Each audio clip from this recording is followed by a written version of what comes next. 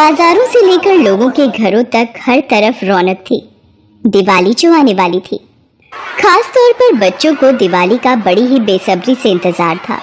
लेकिन इस सब के बीच सरजू के घर मायूसी थी। उसके दोनों बच्चे नंदू और पिंकी अपने टूटे फूटे घर की खिड़की से बाहर झांकते हुए सरजू का इंतजार कर रहे थे। फिर सरजू को आता देखकर वो दौड़कर उसके पास जाते हैं।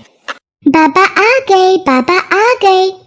हाँ हाँ, आ गया मेरी गुड़िया, आ गया। बाबा चलो जल्दी घर चलो, आपसे कुछ बात करनी है, बहुत जरूरी। सरजू दोनों बच्चों के साथ अपने घर के अंदर जाता है और फिर नंदू सूरज को पानी लाकर देता है। सरजू पानी पीकर बच्चों से कहता है, हाँ तो बताओ क्या बात करनी है मेरे नन्हे शैतानों को मुझसे। बाबा दिवाली आने वाली है, मोहल्ले के सारे बच्चों ने तो पटाखे खरीद भी लिए। बेटा पटाखे जलाना अच्छी बात नहीं होती, जानते हो ना।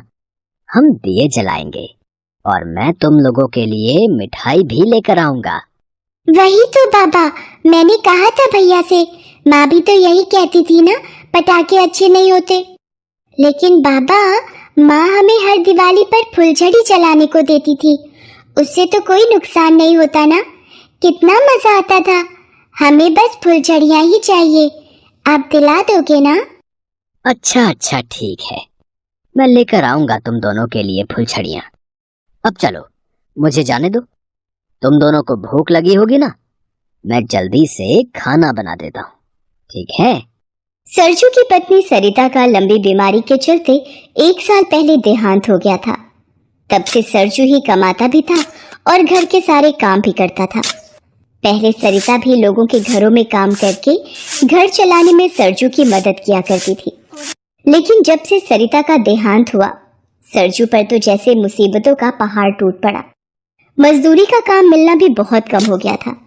ऐसे में अपना और अपने बच्चों का पेट पालना उसके लिए बहुत मुश्किल हो रहा था। रोज कमाने और रोज खाने के हालात थे। बच्चे स्कूल भी नहीं जा रहे थे। सरजू को इस बात का बहुत दुख था।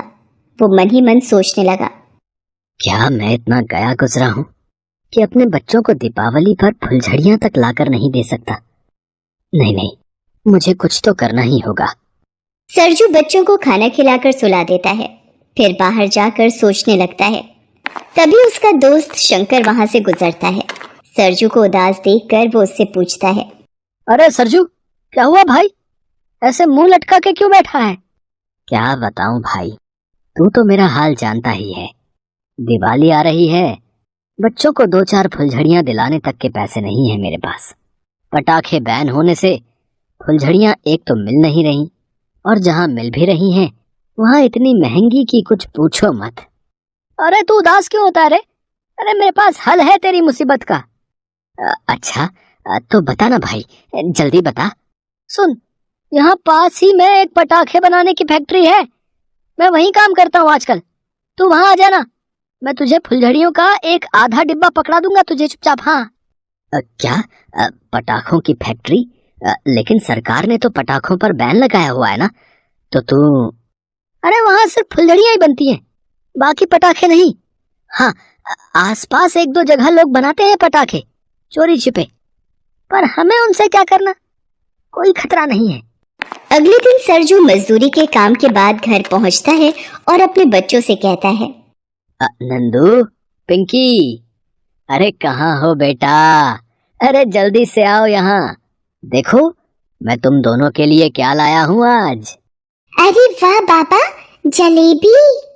हाँ, मीठी मीठी जलेबी अपने दोनों रसगुल्लों के लिए।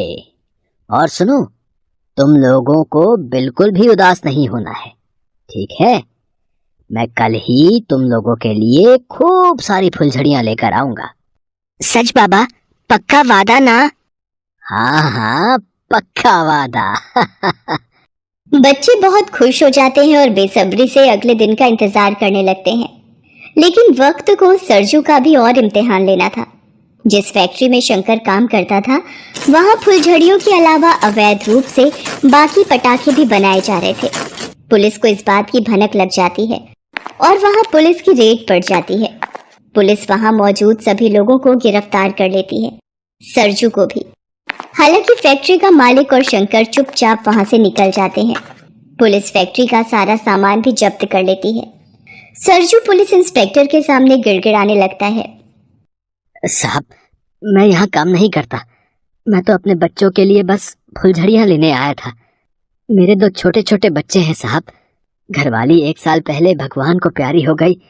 मैं घर नहीं पहुंचा तो मेरे बच्चों का क्या होगा साहब? तेरा कोई नाटक नहीं चलेगा मेरे सामने। थाने चल, पहले वहीं बोलना जो बोलना है।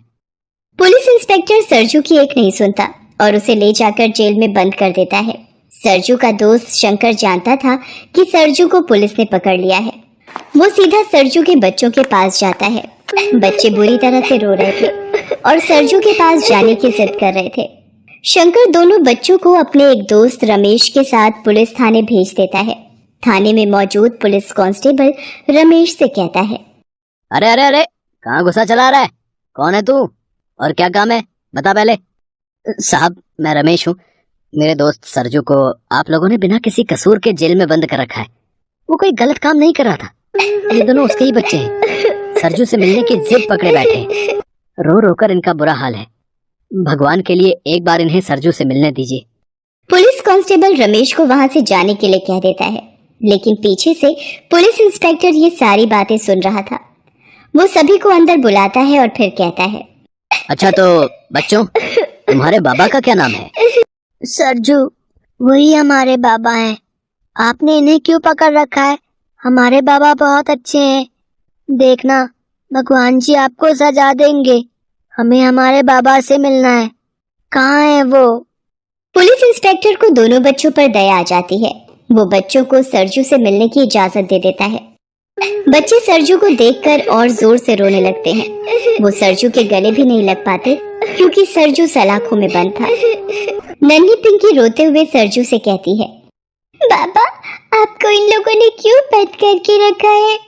आप तो हमारे लिए फुलझड़ी लेने गए थे ना। नहीं चाहिए, मुझे फुलझड़ी नहीं चाहिए। बस आप आ जाओ हमारे पास। हाँ बाबा, हमें कुछ नहीं चाहिए। दिवाली भी नहीं मनानी। माँ भी चली गई हमें छोड़कर। आप आ जाओ, बाहर आ जाओ बाबा, घर चलो ना। अपने बच्चों की ये हालत देखकर सरजू की आंखों में आंसू आ जाते हैं। वो भी अपने बच्चों को गले लगाना चाहता था। वो बच्चों को समझाता है, आऊंगा बेटा, मैं जल्दी बाहर आऊंगा। मैंने कुछ गलत नहीं किया। नंदू, तुम बड़े हो ना बेटा। जब तक मैं घर नहीं आ जाता तब तक तुम्हें ही पिंकी का ख्याल रखना होगा। हिम्मत रखना बेटा, भगवान सब ठीक करेंगे। बच्चों और सरजू को इस तरह रोता देखकर पुलिस इंस्पेक्टर को दया आ जाती है। वो सरजू से कहता है, देखो सरजू, मैं तुम्हारी बात पर भरोसा तो करना चाहता हूँ, लेकिन मेरी भी मजबूरी है। तुम्हें कुछ तो सबूत देना होगा अपनी सच्चाई का।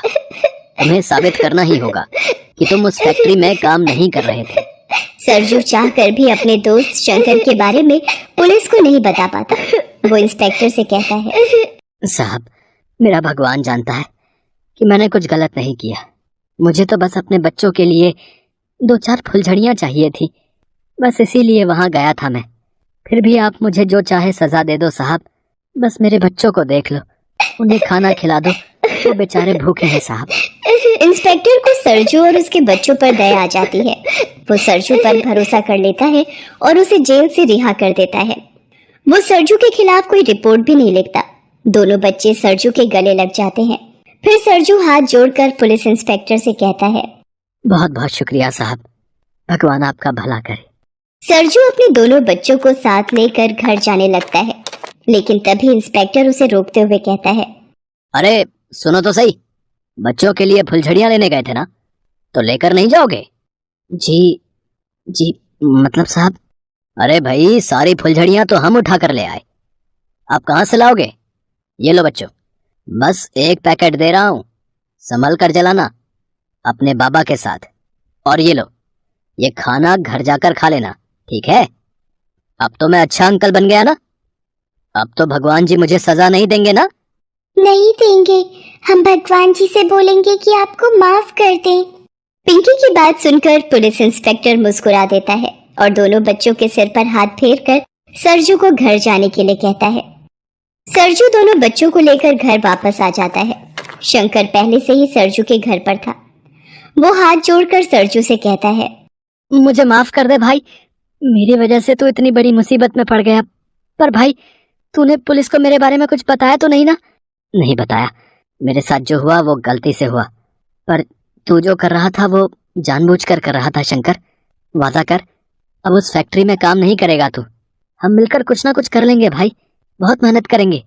हाँ भाई, तू ठीक कह रहा है, मैं वादा करता हूँ तुझसे। भगवान का शुक्र है कि पुलिस ने तुझे छोड़ दिया, वरना मैं खुद को कभी माफ नहीं कर पाता रे। सरजू शंकर को गले लगा लेता है। अगले दिन दिवाली थी। सरजू ने अपने बच्चों के साथ खुशी से त्योहार मनाया और दोनों बच्चों के साथ मिलकर फुलझड़ियां जलाई। फुलझड़ियों की चमक से ज्यादा दोनों बच्चों की आंखों में चमक थी, जो सरजू को सबसे ज्यादा अच्छी लग रही थी। हेलो दोस्तों, कैसे हैं आप सब? हमारी कहानियाँ देखने के लिए हमारे चैनल को सब्सक्राइब कीजिए और हाँ, बेल आइकॉन पर क्लिक करना मत भूलिएगा।